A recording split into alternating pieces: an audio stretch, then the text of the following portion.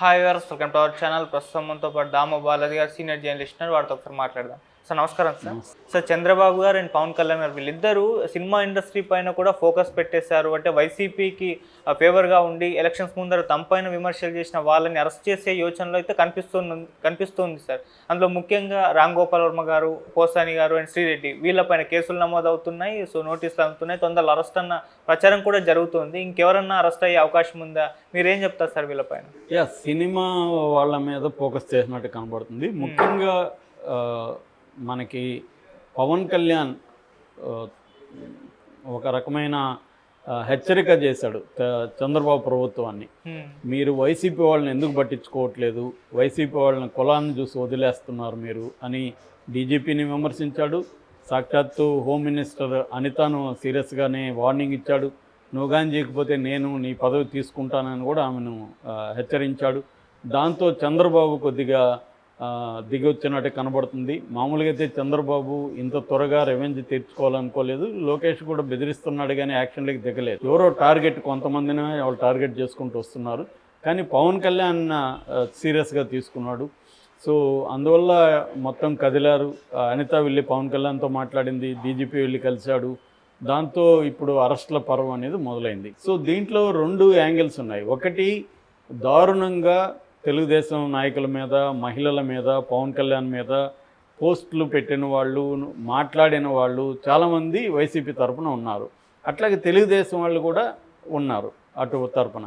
కానీ ఇప్పుడు తెలుగుదేశం ప్రభుత్వం ఉంది కాబట్టి తమ వారి మీద కంటే కూడా వాళ్ళ మీద ప్రతీకారం అనేది జరుగుతుంది. ఎందుకంటే గతంలో జగన్ కూడా తన వాళ్ళని పక్కన పెట్టి తెలుగుదేశం సంబంధించిన సోషల్ మీడియా వాళ్ళని విపరీతంగా అరెస్టులు చేయడం, స్త్రీలను కూడా చూడకుండా రంగనాయకమ్మ, శిరీష లాంటి వాళ్ళని వేధించడం, ఇవన్నీ మనం చూసాం. కాబట్టి అదే పద్ధతిలో చంద్రబాబు దీన్ని స్కేల్ పెంచాడు. జగన్ ఒక 10% చేస్తే చంద్రబాబు దీన్ని 60-70%కి తీసుకెళ్తున్నాడు. ఎందుకంటే ఆయన మీద పవన్ కళ్యాణ్ ప్రెజర్ కనబడుతుంది.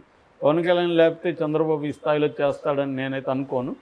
కానీ ఎందుకంటే ఆయన ప్రతిపక్షంలో ఉన్నప్పుడు చంద్రబాబు ఏం మాట్లాడినా అధికారంలోకి వచ్చినాక ఆయన తన ముద్ర చూపించాలి, అభివృద్ధి చేయాలి, ఈ సమీక్షలు చేయాలి, వీటిలో ఎక్కువ ఉంటాడు రివెంజ్ కంటే. ఎందుకంటే ఆయన 5 ఏళ్ళు ఉన్నప్పుడు జగన్ మీద ఎప్పుడు కేసులు పెట్టలేదు, పెట్టారు కానీ అరెస్టులు చేయలేదు. కానీ జగన్ అట్టగా తీవ్రంగా ఇవన్నీ చేశాడు. చంద్రబాబు కూడా కొంతమంది మీద ఇబ్బందులు క్రియేట్ చేశాడు అప్పుడు కూడా, కానీ ఈ స్థాయిలో లేదు. ఇప్పుడు ఏంటంటే పవన్ కళ్యాణ్ని కాదనే పరిస్థితి చంద్రబాబుకి లేదు. ఎందుకంటే మళ్ళీ ఎన్నికలు వస్తే పవన్ కళ్యాణ్ బీజేపీ లేకుండా చంద్రబాబు గెలుస్తాడని ఆయనకి ఇప్పటికి కూడా కాన్ఫిడెన్స్ లేదు. అందువల్ల పవన్ కళ్యాణ్ని ఆయన పట్టించుకోవాల్సిందే. సో నిజానికి దానివల్ల చెడ్డ పేరు పవన్ కళ్యాణ్ వల్ల ఈయనకి వస్తుంది. ఎందుకు జనంలో ఏమైపోయింది, ఇద్దరు ఒకటే.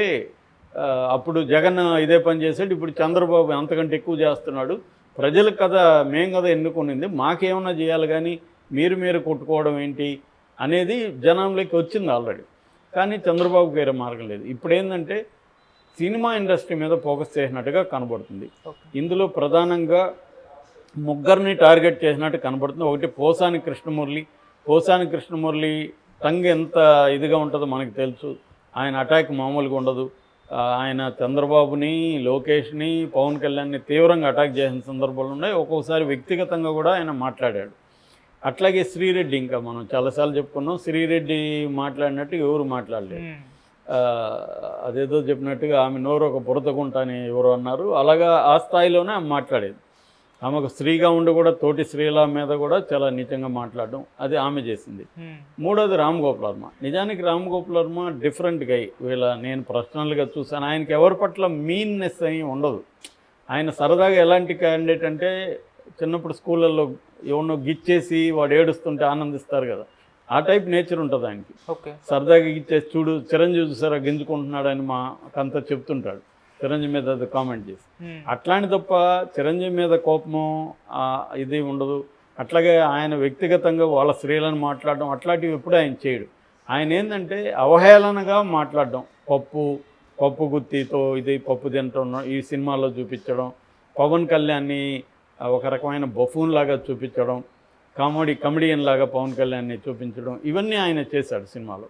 అయితే అవన్నీ లీగల్గా తప్ప కరెక్టా అనేది ఇప్పుడు కోర్టులో తేలుతుంది. కానీ ఇక్కడ మనకేంటంటే పవన్ కళ్యాణ్ అంటే ఇటు చంద్రబాబు, లోకేష్, పవన్ కళ్యాణ్ ఈ ముగ్గురిని ప్రధానంగా టార్గెట్ చేశాడు ఆయన. స్త్రీల జోలికి కానీ అసభ్య స్థాయిలో కానీ రామ్ గోపాల్ వర్మ పెట్టలేదు.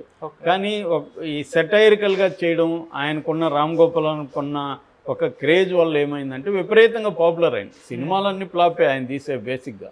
కానీ ఆయనకు కూడా తెలుసు సినిమాలు ఫ్లాప్ అవుతాయి. కానీ ఆ సినిమా చుట్టూ జరిగే ఇది ఉంటుంది కదా, every shot is a film అంటాడు ఆయన. అది ఆయనకు తెలుసు, ఇది ఎక్కువ పబ్లిసిటీ. ఈ పబ్లిసిటీ వల్ల ఏమైంది, దాన్ని వైసీపీ వాళ్ళు కూడా పెద్ద ఎత్తున ఉపయోగించుకున్నారు ఆ క్లిప్స్ని. అందువల్ల ఈ లోకేష్కి ప్రధానంగా కోపం ఉందని చెప్తున్నారు ఈ విషయంలో, లోకేష్కి పవన్ కళ్యాణ్కి. ఎందుకంటే వాళ్ళకిద్దరికి ఉండడం న్యాయమే. చంద్రబాబు ఏంటంటే ఇవన్నీ కూడా చూసి చూడనట్టు వెళ్దాం అనుకుంటుంటాడు, ప్రతిదాన్ని మనం కెలుక్కోకూడదని చంద్రబాబుకు ఉండే అండర్స్టాండింగ్. కానీ లోకేష్ యువకుడు, తనని ఇలాగా మాట్లాడినప్పుడు హర్ట్ అయ్యే అవకాశం ఉంది. ఇంకా పవన్ కళ్యాణ్కి మామూలుగానే ఈగో ఎక్కువ అంటారు. ఆయన ఎవరైనా విమర్శిస్తేనే భరించలేడని ఆయనతో కూడా పనిచేసిన వాళ్ళు చాలామంది చెప్పారు. ఆయన చెప్పింది ఒప్పుకోకపోతేనే వాళ్ళని దూరం పెడతాడని కూడా ఆయన మీద ఆరోపణలు ఉన్నాయి. సో అలాంటి వాడు సహించే పరిస్థితి లేదు. పైగా అధికారం ఉంది. ఎప్పుడైనా కూడా ఎవరైనా ఇతరుల మీద దౌర్జన్యాలు, దాడులు ఎప్పుడు చేస్తారు? ఐ కెన్ అనుకున్నప్పుడే చేస్తారు, నేను చేయగలను అనుకున్నప్పుడే చేస్తారు. అంటే అధికారం ఉన్న ప్రతి ఒక్కరికి ఏమనిపిస్తుంది, మన దగ్గర అధికారం ఉండి కూడా నన్ను ఎవడు ఇట్లా విమర్శిస్తున్నాడు. ఇప్పుడు మన ఛానల్కి బాస్ అనుకో, అతను ఎవడైనా తనని విమర్శిస్తే నా దగ్గర అధికారం ఉంది, నేను అనుకుంటే నువ్వు ఉద్యోగంలో ఉంటావు, లేకపోతే లేదు, నువ్వు నన్ను విమర్శిస్తావా అన్న ఒక పొగరు కావచ్చు, అహంకారం కావచ్చు, నెత్తికెక్కే అవకాశాలు ఉంటాయి. సో అందుకని ఇప్పుడు వీళ్ళ దగ్గర అధికారం ఉంది, మనం విమర్శిస్తే మనం ఎందుకు సహించాలి? మరి వాళ్ళు కూడా విమర్శించారుగా. ఆయన ఎవరు, కొలికిపూడి శ్రీనివాసరావు రామ్ గోపాల్ వర్మ తలదిస్తే ₹1 కోటి ఇస్తానన్నాడు కదా, మరి అతని మీద కేసు ఎందుకు పెట్టలేదు? అట్లాగే పోసాని మురళిని తరిమి కొట్టే పరిస్థితి తీసుకొచ్చారు. ఆయన కొద్ది రోజులు దీంట్లోకి వెళ్ళిపోవాల్సి వచ్చింది.